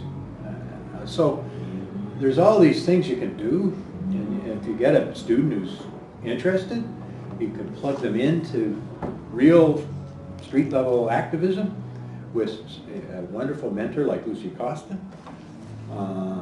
Send them off to Jeffrey Holmes' wall tour. They come back, they can hardly believe what they've just done, right? And many of them are nurses, right? They've already done a placement at Cambridge, right? So they come back, we just turn their heads right around, right? And they have to think about their practice, right? So that's pretty cool. And then I'm just learning how to teach online, right? It's my first time. There's huge possibilities there. I don't like it very much because I like to see their face, right? But I'm starting to imagine their face, right? Because of the way they write, you know, what they react to and what they are interested in. I have one online student who hates us all. She thinks we have captured the survivor movement, we won't let anyone else in, and that we have our snout so deep in the trough. And this student of mine says that to me every day in an online message. And some days I think, why is she doing this, right? Like, what kind of mark does she expect to get, right? So I'll have to give her an A, right? Just because, you know, I'm going to have to... You're going to want to discourage that comment. So I want to just get one other, well, maybe there might be other stuff that you want to add or that we've kind of missed out. But there was one piece that Pat described, and I think she describes it in her book, and she described it, I think, on tape for us, but about when you did the rooming house meal. Yeah. And that was just a wonderful piece of political theater. Guerrilla laundromat theater. Mm-hmm. Yes. And it was because the province was dragging its feet on implementing the Gerstein report. And it was also because my executive assistant has a kind of stunt kind of approach to political theater. And somehow we came up with this idea, why don't we have a boarding house lunch in City Hall in a committee room. And we're going to invite a lot of Parkdale crazies to City Hall, and we're going to invite the mayor and the press and some provincial politicians and some medical officer of health, and we'll invite them to lunch. So we decorated the committee room up with cobwebs, Halloween cobwebs and fake cockroaches, and we had actors, right? So Diana Capone is Pat's younger sister, she was just young then. She's the boarding house operator, right? And she's smacking people around and hollering them at them. And we make up little packages of meds, which is a twist of cling wrap with Smarties in it. And one of the jokes in the rooming house is that sometimes they give you some other guy's meds, right? Because they don't, they just pass them out. So we had a little skit about handing the meds out, right? And people trading them and giving the meds to the mayor, and we had a menu with a printed menu in French, which said lukewarm chicken soup, bologna sandwich with a soupçon of Dijon mustard. Anyway, and we actually made this food, and we had the bread left out overnight, Wonder Bread. It was really stale, and the mayor was kind of looking in the sandwich. He actually ate the sandwich. I guess he was embarrassed not to, and so that was what it was, right? And of course, TV loved it, the press loved it. The Toronto Star said, serves food for thought or something, right? And now, regrettably, they hung it on me, right? So it's my picture, not Pat's, and it was Alderman serves. But we got health critic for the Liberals, health critic for the New Dems in, and they both huffed and puffed. And who knows? It was fun, right? It was fun. The guys liked it. The guys from the rooming houses. Hey, we're in City Hall, right? Mayor's here, right? Mayor spoke to them all. So it was a moment, and we eventually got what we wanted. Now, what the relationship was is impossible to say, because the mayor and I subsequently went up to Queen's Park and we met with foreign ministers about what we wanted. The mayor was big time helpful on the Gerstein report. Like we got, I bet, it might be a world record in number of recommendations implemented, really. There were some very effective bureaucrats at City Hall who made shit happen, and we used our good offices pretty successfully up at Queen's Park, I think. And the Gerstein Center has been brilliant, right? Brilliant. And again, absolutely unique in the history of the world to get a safe house like that early. And you do know, there's all these links with this place, and Pat working here, Pat working for Paul Quinn here, Paul Quinn going there, Pat being on the board there, Pat organizing out of the Gerstein, still organizing out of the Gerstein. Voices from the Street is a Gerstein, Park, OCAP, so it's the integration of different parts of, you get a kind of a grassroots group that links with service providers that have similar values. It's a powerful combination, and I think we've been good at doing that here. And it partly because of people, let me say, Victor Willis, people like Paul Quinn, people like Pat Capone, people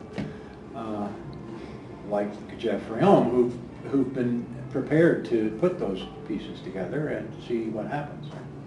Yeah. And, you know, some of them, you got to survive to do this. So OCAB has been around now for 16 years. Ups and downs, for sure. Park, probably getting up for 30 now. 30, it's their birthday this year. There you are. Well, I remember when it opened, right? And I remember that Park has never been afraid of the pointy end of the stick. And this is like the living room for a lot of people who otherwise have no living room. And been at the forefront of a lot of important advocacy. So So is there I'm anything sorry, did else? you get to pick up on whatever it was? Yeah, that was totally cool. No, so is there anything else is there anything that we haven't, is there something we've missed or? Yeah, the two questions that are on my mind right now, I have two questions. And the reason they're on my mind is I'm writing a module for my Mad People's History course, and it's called Wither the Mad Movement, Wither Mad Studies. I'm having spent the last few years trying to figure out where we've been and where we've got to as a movement, and as a society too, because they're not, you know, the movement occurs within a context. Where are we going? In terms of the self-help work that psychiatric survivors or mad people, maybe we're going to be mad people now, mad people do, and are we on the threshold of a new discipline called mad studies, right? That would be a subset of disability studies perhaps, but mostly I think it's just, it's like contemporary studies, right, or cultural studies almost. In fact, I'd like to take my arts out of disability studies because I think there's some serious problems with some of the foundation theory of disability studies. Never mind. I know why it's there, and we don't fit all that well there. Mm-hmm. I think there's that. We have been a liberatory movement all of our own for a long time. And unlike other people with disabilities, the consequences of the state response to our disability are so drastic in terms of loss of liberty, forced treatment, marginalization. And not that we're more unemployed than deaf people are. Our unemployment rates are similar. Don't know exactly why. So I think actually mad studies may be a thing by itself. I'm really excited about what I call high knowledge crazies. There's all sorts of our folks now who are out, who are activists, who are starting to do PhDs. And so there's going to be new knowledge. There's going to be knowledge from a well-educated, there's going to be Foucauldian survivors. Wow. And they'll be very different than Foucault, right? Because they'll be a lot more interested in knowing what survivors have to say. Foucault hasn't the least been interested in that. He was interested in knowing what his brain was saying, right? He said some pretty interesting things, but sigh. So I think we are on the threshold. Now, it all could just go dead, flat, clunk because of the economy. My job may disappear at Ryerson because the only place they can cut is on contract staff. You know, the faculty is the faculty, right? But all of us QP, MIC professors, we get cut. So if I get cut, does that mean I will have a platform anymore? Maybe I will. Maybe I'll go and teach at Napier. Or not. I don't know. I mean, I think that people who are entering PhD programs right now is not a bad place. No, it's fine. Because they're going to be safe there, and then hopefully, and then I think it's a reasonable possibility that when they come out... Some of them will get jobs. Whether or not, though, the universities are... It's not a great time to be an academic, I don't think. Because I just think universities are not taking care of their teaching obligations very well. Never mind that. That's a different question. What about the movement then? What about the Yeah, I movement? see. That's why I want to think about the movement. And there's a new piece to the movement. There's this mad movement that's being created, and there's this mad pride thing that's being created, and it's different. It's different. I don't know what it's going to do with itself, right? Like, will it be post-materialist, for instance? Might be. I'm trying to think, people, what's Becky McFarland going to really do, right? Like, 'cause she's so smart, and she's very political, and she has, her analysis is more Marxist, right? But, and then there's this, what's going to become of us old anti-psychiatry people? I think anti-psychiatry is cooked myself, because it's such a hard sell, right? Like the medicalization of human behavior is going ahead like you wouldn't believe, right? And the Americanization of madness too. So, and we are not able to hold that tide at all. So we need a different place to be. And recovery might be where it is, except I don't know how you actually deliver that very well. Again, it's a money thing, right? Like, we are $24 billion in the hole in Ontario. Is there going to be new money for mental health? Are we going to transfer money out of medical model? Geez, they're going to hang on to that like it's their last nickel. In fact, the shrinks are starting to talk about turning into recovery deliverers because they see the writing on the wall. Nobody wants to be a shrink anymore, right? So their profession is at risk. And you know how professionals are. Like the history of our movement has been totally affected by the fights between the somatists and the psychoanalysts and the neurologists and the and so psychoanalysis lost, and the somatists won. Well, maybe they're going to have to turn into spiritualists, right? So that they can pick up on this recovery stuff. Won't that be funny? Because what's the prescription do you write for that? But we also got the juggernaut of the multinational pharmaceutical companies they got a cure for something before you're sick. And so they will continue to promote the invention of madness, right? So that they could prescribe for it. And I mean, God, it's a machine a marketing machine that really is irresistible. Pharmaceuticals are huge. And the thing, we are so kind of bifurcated, right? Like, on the one hand, we're really skeptical. I'm talking about North Americans. I don't know about everybody in the world, of course. North America is very skeptical about psychiatry. I mean, it sounds like a lot of voodoo and charlatan analyst and all that stuff, right? But by God, if somebody's got a plate full of Paxil, we'll take it. I don't get it.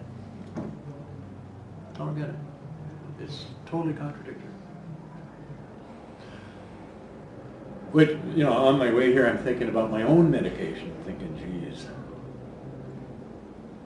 have I got time to manage a withdrawal program? Really, I mean, it would be like exercising. I'd have to decide to do it, right? And I was trying to think, okay, I'm going to have to make a chart that goes for months and months, and I'm going to have to try and remember to follow it.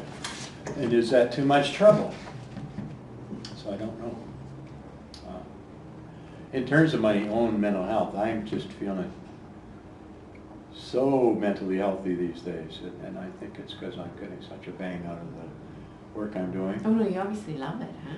And I also do some consulting still, and I'm restricting it to things that I want to do, right? So this is no stupid contract because you need to have a contract. I'm working at George Brown College with psychiatric survivors and a new educational model, which we call augmented education, and we are trying to turn out cooks and construction workers. Oh, I've seen that on the web. Yeah, I saw that. Yeah.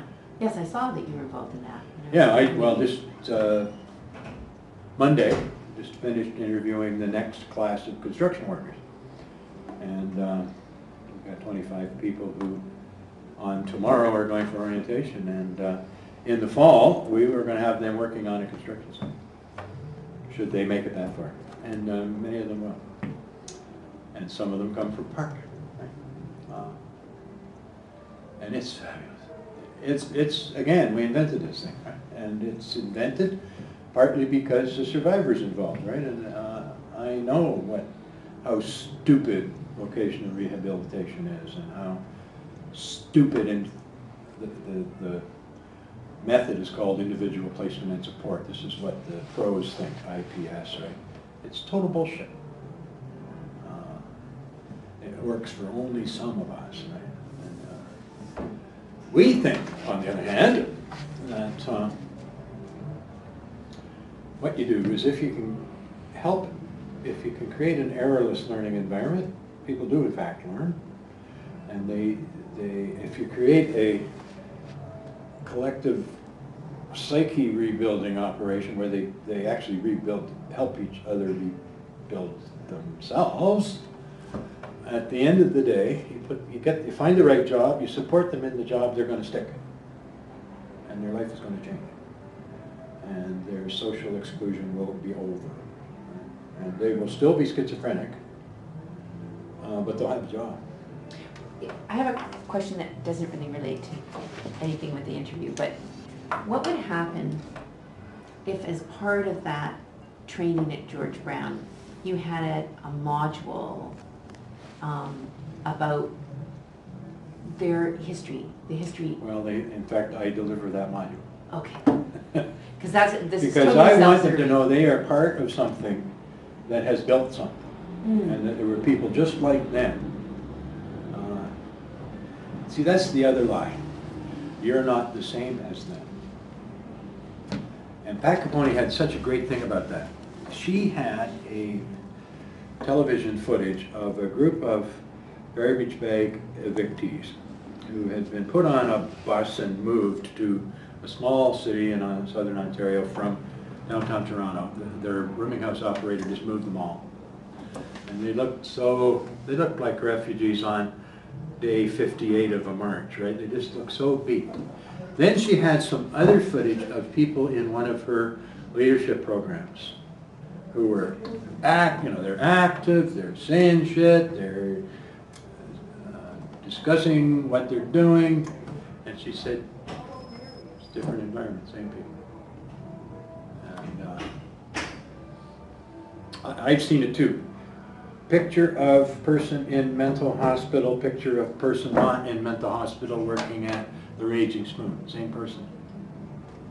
You'd think it was a different person. So it's, well, Mr. Goffman told us that would happen, right? That if you're in the totalizing environment, that's what you look like. Right? And so when the drug company comes and says, this is a schizophrenic, you say, no, that's a person with schizophrenia who's been in the hospital for 25 years. That's what that is, right? And let me show you Susan Ashby, who's the same person who works at AOA Express. And she looks like this. She's still schizophrenic. She still has people looking at her through the wires, but she has all this stuff to do. And,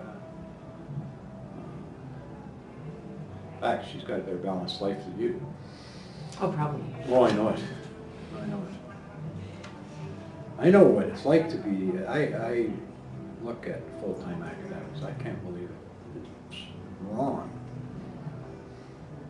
My colleague, Dr. Church, is going to die. This is a responsibility she's got, and the amount of work she has to turn out. Mm. Totally wrong. Well, she's a particular kind of academic. I think She's a wonderful academic, but you know what she's really good at? She's really good at teaching, and she's particularly good at teaching marginalized people. And she doesn't get to teach in any of her knowledge areas. It's nuts. No, you don't want to go into admin. That's I'm. Well, just, she's not in admin. Right. What she teaches research methods, and she supervises independent study, and she runs a research institute, and she's the world expert on consumer survivor business and on consumer participation. She doesn't get a chance to talk about any of that stuff ever, and that is, or do work on it. Yeah. It's nuts. Well, I just make it really clear that I would be a bad administrator. But you know, I just want to say, if you do go and teach at Napier, you do know that one of the campuses is the old madhouse, right? It's the the one up on the hydropathic. hill. Yeah, where the poet Siegfried Sassoon. was. Already in the lecture. Yes. I went to it. This I is went my old there. I neighborhood. went there and I said, "Holy shit! This is Elaine where Dr. Rivers Showalter. was, right?" Yes, yes. And then our kids took swimming lessons. Did you at go that. there? Did you? Are you from? Oh, you went to Glasgow. Well, no, I lived in Edinburgh though. You lived in Edinburgh. Yeah, yeah. No, our kids went. They had swimming lessons at the swimming pool, and I was walking around. You know, I dumped them because it was the only swimming pool. Like, it's Scottish. You know, psyche is kind of weird, and so it was the only swimming pool where they would actually, the teachers would actually get in the pool with the beginners, so they wouldn't be terrified. And they would teach them how to swim, like actually touch them. But I was walking Isn't that against the around. law? Well, there soon will be. But I was walking around this institution. I thought, holy shit, this is what Elaine Showalter wrote about. This is the best chapter in that book, in my mind. And it was amazing. Yeah, but we lived down in Brunsfield. I mean, I love Elaine Showalter's book, right? Yeah, I think it's really good. Some of it is a bit punched up, right? Like, I like mean, that she is a chapter. feminist, right? Yeah. And,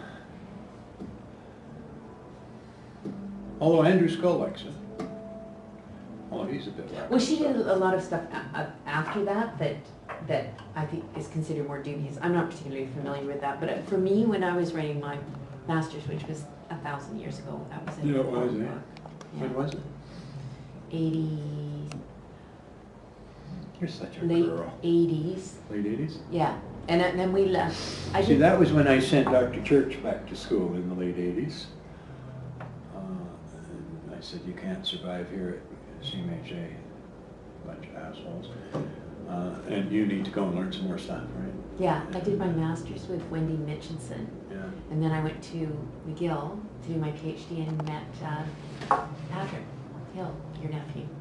Now, Okay, are you I'm his uncle. But is it through his mom or his dad? His mother Yeah, so is you... my older sister. Right. And he just had another baby named Julian David. And he lives in Ottawa. He lives in Ottawa and he works for the Privy Council, and his wife is diplomat. And they're just back from Saudi Arabia, and they have 2 munchkins. And so he was living with Catherine Anno then, Yes. who's a His ball-busting gal, Yes. but Yes. very See, smart. I know. I'll keep that in. I say that to her So we have face. this personal connection because Catherine and Patrick lived on de Bouillon Street, and Yeah. Colin and I were on Colonial. And I stayed there in 1989 during the Our Turn conference in Montreal, which was a significant moment in the history of the movement, with the national conference in Montreal. And their place was so cold there was ice on the wall. I couldn't believe it. I know, but the rents were so much cheaper. But it was so cool. I thought, wow, this is cool. We went to some place for coffee over In the ghetto, street. Yeah, And I thought, oh man, I would love to live here. yeah, Yeah. that's Montreal. And I actually, Catherine Anno was a great addition to our family because she was so out there, right? And Pat was working for me when they broke up. Because Yeah. Pat had just graduated. I said, you want to come work in Queen's Park? And he said, well, I don't know what Catherine's going to do. I said, I don't give a shit what Catherine's going to do. Do you want to? So they both came to Toronto, and he came to work for me. And they went on a holiday to Toulouse. And while there, they broke up. She went to Czechoslovakia, and he came home. And holy shit. She is a pretty interesting woman, right? Oh, yeah. I knew her dad. Oh, okay. Social housing, right? He was pretty interesting too. He was very important. He in the family. He was her. No, I know. Yeah. I know. And she stayed in touch with me afterwards. She would call me up and we'd have lunch or talk about stuff. And she wanted me to be involved in one of her films about the Just Society. And I said, well, A, I'm too old for your film. You're talking about baby boomers. I'm a war baby. And B, I was never a fan of Trudeau's. Or her Trudeau film. Yeah. Yeah. I said, you're looking for young liberals. I thought Trudeau was a fool. Wasn't he the LIP grant person? It didn't matter. The War Measures Act did me in. And I wasn't a liberal. I was a socialist. So Catherine became a filmmaker. she did. She did. She did an MA in history. Yeah. That's how I knew her, because Yeah. we were in the same department. And Pat actually had the vapors one year, right? He had a little bit of a moment where he couldn't keep a grip on it, right? I think he was maybe there an extra year because of that. Or else she would have been doing MA maybe. Oh, okay. And then he came back and he just, well, he worked for me. And then he went to work in Ministry of Health. He was one of these children that was designing cancer policy for the province. And then he went to law school. And then he met Andrea through one of his girlfriends. And then they got married. And so he decided he wasn't going to be a high-priced lawyer at McCarthy Tetro, and he went into government, worked in Privy Council. Then she was posted overseas, and he went to work for an oil company. The biggest law firm in the world as an oil and gas lawyer, can you imagine? And now he's back in Privy Council because she's got an Ottawa posting, and he's now in the Privy Council law firm as the assistant director. So he's got a real career. His wife has got a real career. They've got two babies. These young people today. They're not young either. Because we visited your sister then. Did you? When she was living in Prince Edward County. I think we were driving back. She still lives there. Right.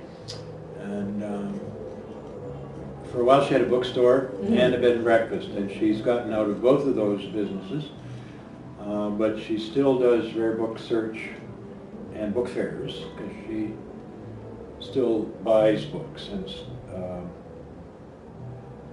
so it's something she and her husband do together, and they collect china. And they manage their portfolio of real estate and are very involved in the life of Prince Edward County, which has become very cool, right? So arts and grapes and organic cheese and God knows what all. So she's a big lady in the literary festival of Prince Edward County.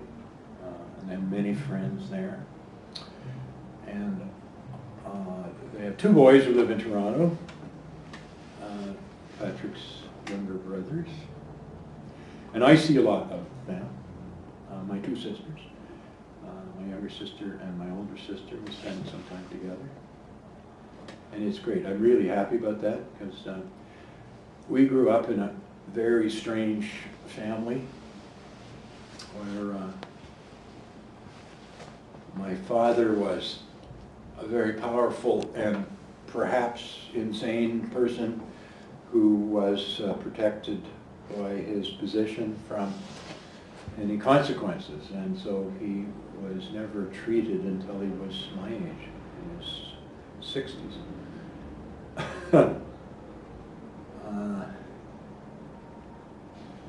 So there were these dramas in our household that happened with regularity.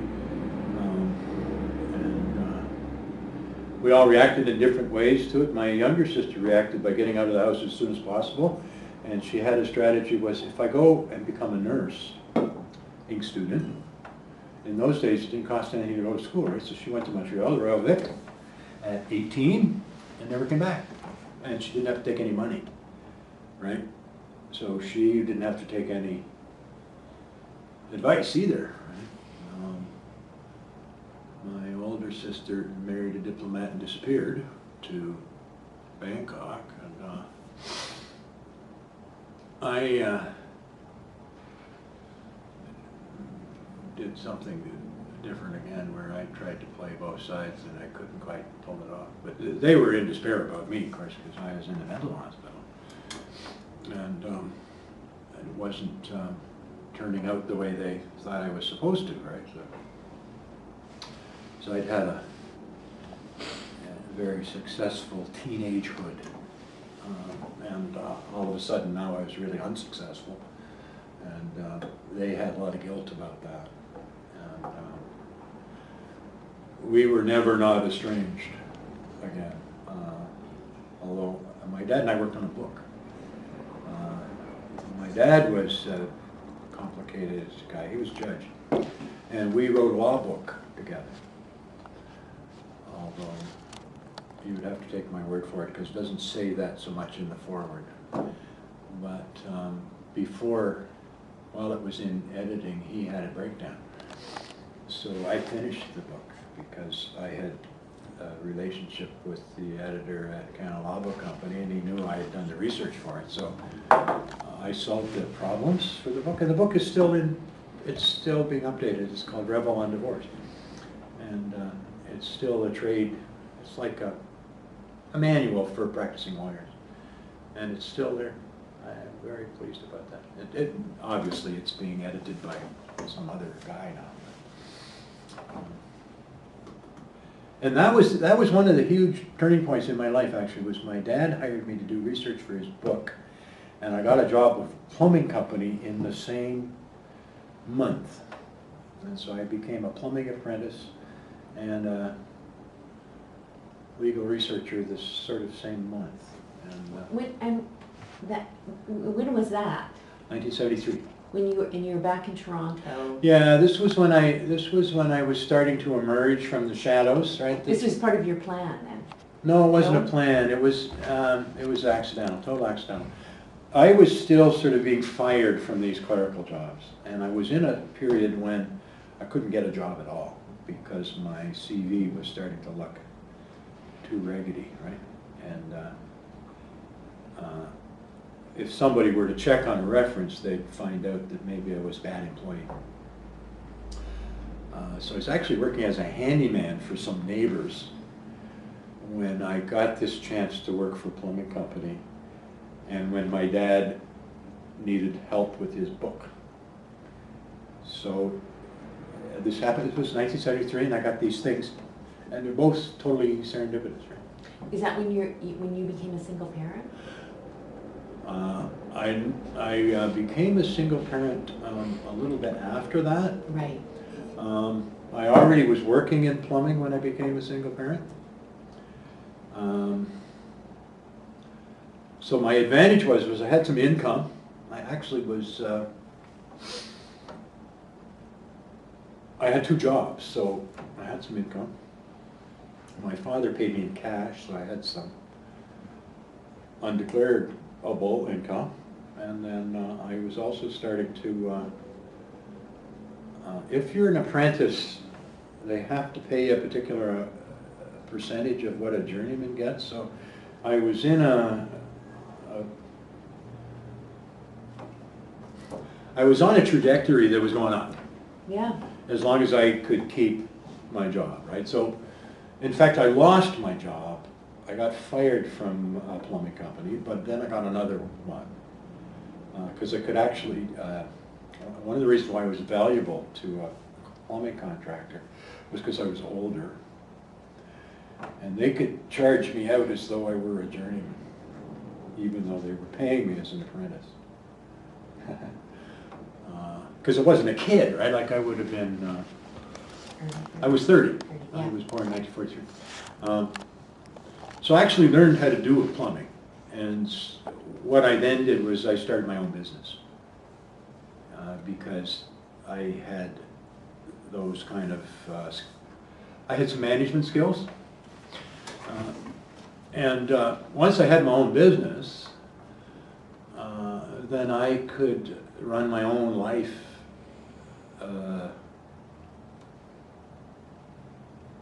So I could be an activist by night and a plumbing contractor by day. Sometimes they intersected, right? Because I would do plumbing for other activists, right, who were young professionals falling down houses, right?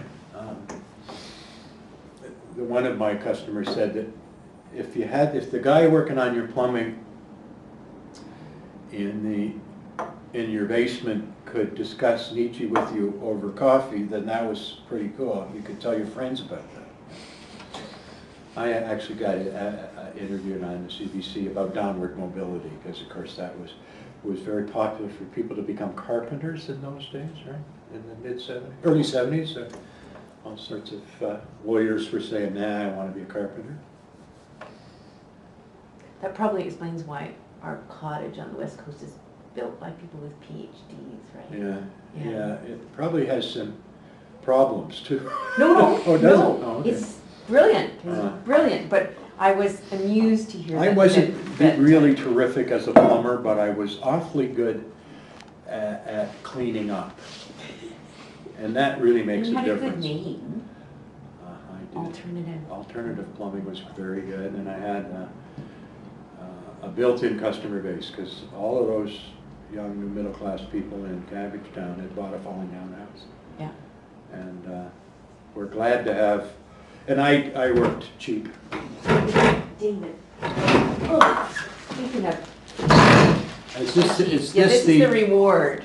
You know what, I have written about this, whereby after you do it, somebody gives you a chocolate bar. Yeah, so you can pick which kind you like. I have to send you the document I wrote that in. Yeah, well actually... you're supposed to give me, here's what you're supposed to give me: a bag of peanuts, a chocolate bar, and a pack of cigarettes. This is designer chocolate. It's designer chocolate. I think I'm going to have to let Lily have You can't give this to survivors, you know. You have to give us, well, you know, Dave, Swiss Chalet. This was really, actually, for me as a historian, it's been a real revelation, because I've never paid anyone, but it became clear really early on in this process that you've got to pay. That I got to, you know, and for different people, I've compensated in different ways. But yeah. as a you know, I've talked to I know some of the people you've interviewed, and some of them don't need to be paid. No, they have work, and they wouldn't want to be paid. But some of them appreciate. Some of them do, though. Yeah. So, but most historians, or all except for Jeffrey, who's the only person, would say that it's some poor research to pay somebody. Yeah, I know. But so we're going to pay. Okay, Willie, do you want to